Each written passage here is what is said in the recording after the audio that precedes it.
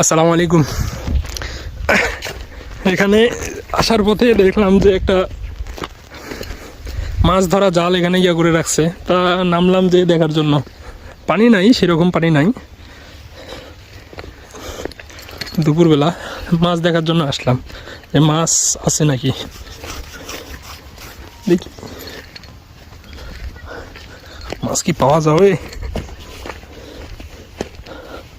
আরে মা, মানুষের জাল পরে আবার দেখি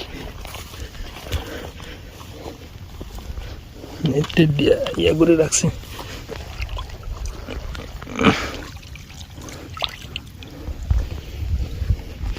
বিশাল জাল, এটা তো এখনো ওইদিকে মাথা। এখন জাল তুলে দেখাবো যে মাছ আছে কিনা।